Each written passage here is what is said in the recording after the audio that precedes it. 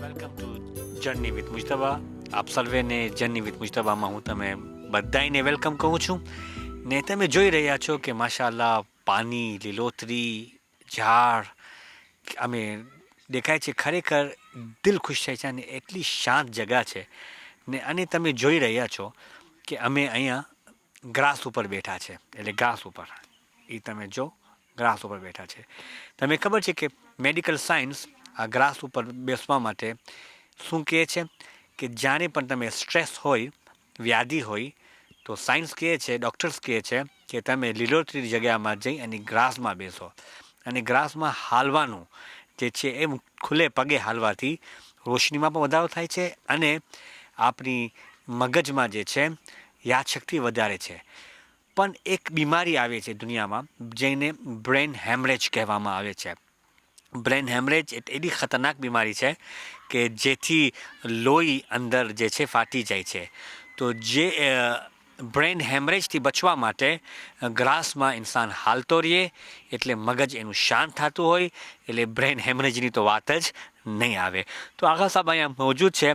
Hello, આપણે આગા સાહેબ સાથે પણ જરાક ઘણું બધું જાણવાનું મળે કે આવી વસ્તુ આપણે અહીંયા છે ને એનું વધારે પડતું ઇસ્લામની નજરિયામાં શું છે આપણે જાણવાનું મળે.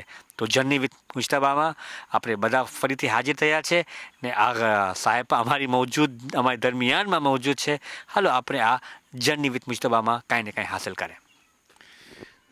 મૌલાના, તમે તો બધી વસ્તુ બયાન કરી દીધા કે લીલોતરીના બારામાં કે બહેતરીન. એક વસ્તુ બીજી બયાન કર્યું હતું કે ઝાડના બાજુમાં બેસવાથી આપણને સારું ઓક્સિજન મળે છે. ઓક્સિજન જે છે આપણે ઘણી જગ્યા પર જે છે એ પોલ્યુશન બહુ હોય છે. અને ખાસ કરીને આપણે મોટી ઓલા સિટીના અંદર આપણે જોઈએ સમજે કે એટલી બધી તકલીફ થતી હોય, એટલી બધી આપણે મુશ્કેલ થતી હોય શ્વાસ લેવાની. પણ આપણે અગર ઝાડના બાજુમાં જાય સમજે તો એ જે ઓક્સિજન આપણે જે મળે છે ઝાડના બાજુમાં એ આપણને ચોખ્ખું અને સારું આપણને ઓક્સિજન મળતું હોય સમજે. કેમ કે એના અંદર જે ખરાબી વસ્તુ જે હોય છે ને એ ઝાડ પોતે લઈ લેતો હોય છે. અને જે ખરાબ વસ્તુ એ ઝાડ પોતે લઈ લે અને આપણા માટે સારામાં સારું આપણા માટે ઓક્સિજન સારામાં સારું આપણા માટે મુહૈયા કરે છે, તૈયાર કરે છે તાકે આપણે સારામાં સારું. અને અહીંયા જે છે એક બહેતરીન નેમત છે ખુદાવંદરામ તરફથી. ખરેખર આ રેન્યુવાળા જેટલું બી ખુદાવંદન લાખ લાખ શુક્ર અદા કરે. ખરેખર એવો બહેતરીન આવી બહેતરીન આઇલેન્ડ આપણને નહીં મળશે બીજી જગ્યા પર. આવું બહેતરીન આપણને બીજી જગ્યા પર દેશ નહીં મળશે કે જે આ બધી નેમતો ખુદાવંદરામ અહીંયા રાખ્યો છે સમજે. અને એનાથી ભરપૂર આપણે ફાયદો ઉપાડવો જોઈએ સમજે કે આપણે એનાથી ઉપાડે ફાયદો અને આપણી સેહત બી ઇન્શાલ્લાહ સારી બનાવે. કેમ કે આ જે શરીર જે છે એ ખુદાવંદના તરફથી એક નેમત છે અને ખુદાવંદની અમાનત છે આપણા માટે. ખુદાવંદને દીધો છે અને એ અમાનત પાછી ખુદાવંદ આપણા પાસે લેવાનો છે. અને નેમત બી જે છે એનો નેમત જે છે એ ખુદાવંદ ફરવા છે. તુમ લા તુસઅલુના યૌમઇઝ અનિન નઈમ કે કયામતના દિવસે અમે તમને નેમતના બારામાં સવાલ કરશું કે તમે નેમત જે તમને દેવામાં આવી હતી એ તમારી નેમત તમે એનો ફાયદો કેવી રીતે ઉપાડ્યા, સારો ફાયદો ઉપાડ્યો છે, ગલત ફાયદો ઉપાડ્યો સમજે. પણ હા, હકીકત એ છે કે આ જે નેમતના બારમાં જે કુરાન મજીદના અંદર જે આયત જે તિલાવત કરવામાં આવી એ હકીકત એ નેમત અહલે બેતના માટે બયાન કરવામાં આવી હતી કે એ અહલે બેતની જે નેમત તમને દેવામાં આવી હતી એનો તમે શું સવાલ કરવામાં આવશે, એના બારે તમે શું ફાયદો ઉપાડ્યા સમજે. તો અહલે બેતના બારામાં આપણે મોહબ્બત તો રાખીએ છીએ સાથે સાથે અને અહલે બેતની સીરત ઉપર ચાલતા અહલે બેતે જે આપણા માટે બયાન કર્યું છે એના પર બી અમલ કરીએ. આ જે સાયન્સ જે ગોતીને લાવે છે એ બધી હદીસોમાંથી છે, એ બધી કુરાન મજીદની આયતોમાંથી છે સમજે કે જે આ ગોતીને લાવી રહ્યા છે સમજે. અને ખાસ કરીને જે અહલે બેતની હદીસો છે, ખાસ કરીને દુઆ જે ઇમામ ઝૈનુલ આબિદીન અલૈહિસ્સલાતુવસ્સલામની છે એમાંથી આ બધું ગોતીને લોકો લઈ આવી છે. અને આપણે આપણા માટે જરૂર છે કે આપણે અહેલે બેતના ચાવાળા હોય તો એમની સિરત ઉપર ચાલીએ અને એમને કૌલથી ઇન્શાલ્લાહ વધારે ફાયદો ઉપાડવાની કોશિશ કરીએ ઇન્શાલ્લાહ. માશાલ્લાહ મૌલાના સાહેબ જે વાત કર્યા કે દરખ્તની નીચે ઝાડની નીચે બેસવાથી છાંભળો એ ઓક્સિજન એનાથી આપણને કેટલી સરસ મળે છે. સુબહાનલ્લાહ, કેટલી ફાઇન વાત કર્યા. અને મને લાગે છે મૌલાના જર્ની વિથ મુજતબામાં કાંઈ બીજું કહેવા માગે છે. તમે વાત જોવો, હું બી વાત જોઉં છું ને એક આપણે જાણવાનું મળે. મોરાન જે તમને વાત કર્યા કે ઝાડ નીચે બેસવાથી દરખ્તના નીચે બેસવાથી બરાબર છે. દરખ્તના બેસવાથી આપણને ઓક્સિજન સારામાં સારું મળે છે. પણ યાદ રાખો કે દિવસ ના બેસે, રાતના ના બેસે. કેમ કે મગરીબ ટાઈમ પર એવી બીજી અલ્લાહની મખલુક હોય છે કે જે એ દરખ્ત ઉપર રહેતી હોય છે, સમજે. તો એવું નથી કે પછી આગળ જઈને આપણને તકલીફ પહોંચાડે, સમજે. તો આ ખાસ ઇન્શાલ્લાહ મારો ઓલું છે કે ખાસ દરખાસ્ત છે કે આના પર ખાસ ઇન્શાલ્લાહ ખ્યાલ રાખવામાં આવે ઇન્શાલ્લાહ. જો માશાલ્લાહ જોયા ને આપણે, જાણે આપણે બેસે વાતો કરે ને એવી જગ્યામાં હોય તો વાત ઉપર વાત ક્યાંથી ક્યાં પહોંચી જાય છે. આપણે દરખ્ત બેસે કોઈ માટે અમે જેને સમજે છે કે આપણા માટે નહેમત છે, કોઈ વખતે આપણા માટે જહેમત ન બની જાય. જેવી રીતે હમણાં મૌલાના કીધા કે મગરીબના ટાઈમે આપણે ન બેસે, કારણ કે એક અલ્લાહની બીજી મખલુક હોય છે કે જે ઇન્સાનને નુકસાન પહોંચાડી શકે છે. તો ખેર એના ઉપર આપણે નહીં ચર્ચા કરે, પણ આપણે ફક્ત નહેમત ઉપર મૌલાના સરસ વાત કર્યા કે અમે ક્યારે બેસવું ને ક્યારે ન બેસવું. એનામાં પણ આપણે અહેલે બેત બહુ રેકમેન્ડ કરે છે. એમાં પણ કાંઈ ફાયદો હશે આપણા વાસ્તે એ આપણે જોવાનું છે અને એ આપણેથી લઈ લે. તો ઇન્શાલ્લાહ ઘણી બધી વસ્તુ, ઘણી બધી ડિસ્કશન, ઘણી બધી વાતો તમારા સાથે શેર થશે જર્ની વિથ મુજતબામાં.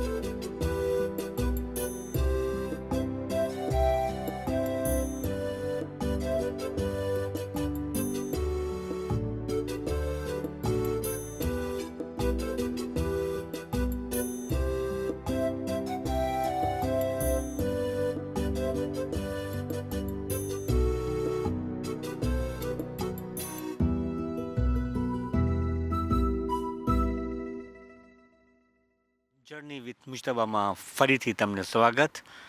અલ્હમ્દુલિલ્લાહ અત્યારે અમે દરિયા કિનારે બેઠા છીએ અને ઠંડી ઠંડી એકદમ હવા ની જે છે મજા લઈ લઈએ છીએ. એ પણ એક અલ્લાહની નહેમત છે. અલ્હમ્દુલિલ્લાહ, શુક્ર પરવરદિગાર કે અલ્લાહ સુબ્હાનહુ વ તઆલાનું આપણે જેટલું શુક્ર અદા કરે એટલું ઓછું છે. ને તમે જોઈ રહ્યા છો કે અત્યારે અમે ક્યાં બેઠા છે? પાણા ઉપર. પહેલાં અમે બેઠા હતા ગ્રાસ ઉપર, અત્યારે અમે બેઠા છે પાણા ઉપર. હવે ખબર ને આગળ જતાં અમે ક્યાં બેસશું એ પછી તમે જોતા રહેજો. તો ખેર ઘણી બધી વાતો છે ઝાડની બારામાં, પાંદડાની બારામાં, વરસાદની બારામાં, પણ એની બધી નહેમતોની ફાયદા ગોતવા જાશું ને છે ઘણા બધા છે.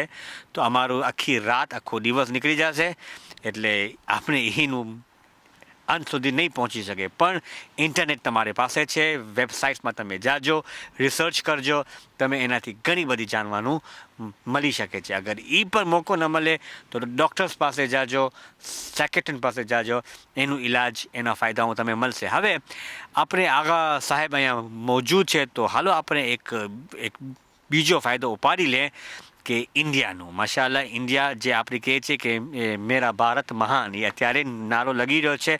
ને વાકઈ ડૉક્ટર તાલિબ વારસી સાહેબ જે છે ઇન્ડિયાની બારામાં હંમેશા એ જ કહેતા હતા કે ઇન્ડિયામાં તમે હર પોપ્યુલેશન તમે મળશે, પણ ઇન્ડિયાની બારામાં હું નહીં બતાવી શકું, તમે નહીં બતાવી શકો, વખતે મારાથી વધારે બતાવી શકો, પણ મારાથી ને તમારાથી વધારે આપણે આગા સાહેબ બતાવી શકશે, કારણ કે આગા સાહેબ પોતે ઇન્ડિયાના છે. હાલો આપણે ઇન્ડિયાની ઇન્ફોર્મેશન જે છે આગા પાસે લઈ લે ને એમાં પણ આપણે નહેમત છે કે જર્ની વિથ મુજતબામાં. મૌલાના, તમે તો જે પહેલાં સવાલ કર્યા કે ઇન્ડિયાનું પોપ્યુલેશન જે છે, હમણાં લગભગ 6 મહિના પહેલાં જ્યારે ગણતરી કરવામાં આવી હતી ત્યારે એ લોકોએ એલાન કર્યું હતું કે ફ્રેન્ચીમાં 1 મિલિયાર્ડ 210 મિલિયન, એટલે કે ઇંગ્લિશના અંદર આપણે જોઈએ સમજે કે 1210 મિલિયન પોપ્યુલેશન જે છે એ ઇન્ડિયાનું પોપ્યુલેશન છે. તો આટલી બધી વસ્તી હોવા છતાં બી એને ઝેરે કરવું, એને પોપ્યુલેશન બધે પબ્લિકનું ધ્યાન રાખવું અને બધું કરવું, એ કંઈક આસાન કામ નથી. અને ખરેખર એટલા માટે તો કહેવામાં આવે છે કે એના અંદર આટલા બધા મઝહબના લોકો રહે છે વहाँ પર. હિન્દુ છે, મુસલમાન છે, શીખ છે, ઈસાઈ છે, બુદ્ધિસ્ટ છે, બીજા ઘણા જાતના લોકો વहाँ પર મોજૂદ છે સમજે. પણ તો બી આપણે જોઈએ છે કે હળી મળીને રહેતા હોય છે. ઘણી ફેર થતું હોય છે, નાનકડી મોટી ઘણી ફેર ધમાલમાં થતી હોય છે, પણ આટલું બધું હોવા છતાં બી સાથે હળી મળીને રહી રહ્યા છે. તો એટલા માટે જે તમારા ડૉક્ટર વારસીસ જે કહી ગયા છે કે મેરા ભારત મહાન સમજે, કે મહાન એટલે કે બહુ ઊંચો સમજે, કે મારો ઇન્ડિયા જે છે એ બહુ ઊંચો છે ખરેખર. માશાઅલ્લાહ, સુબહાનલ્લાહ, વાકઈ ઇન્ડિયા છે જ ઊંચો.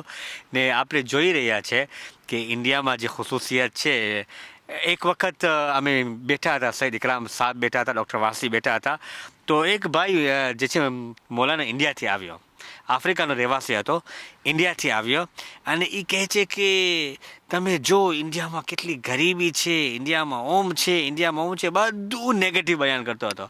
તો ડૉક્ટર સાહેબ ને ઇકરામ સાહેબ બેઠા હતા ત્યાં, તો એને કીધા કે એક સેકન્ડ, તો આટલી બધી ઇન્ડિયાની તમારા તરીકેથી તારીફ કરે છે, અત્યાર સુધી તારી એક પણ બેગ વલીજ જે છે ચોરી થઈ છે કે નથી થઈ? તારી એક પર્સ તને કાંઈ નુકસાન થયું છે કે નથી થયું? એ તો કે ના, એ કાંઈ નથી થયું. એટલે કે બસ આટલી ગરીબી હોવા છતાં પણ તમે જો કે તમે કાંઈ નુકસાન નથી થયું, તો ત્યાંના માણસોમાં કેટલી મોહબ્બત અને કેટલી ઓલું હશે.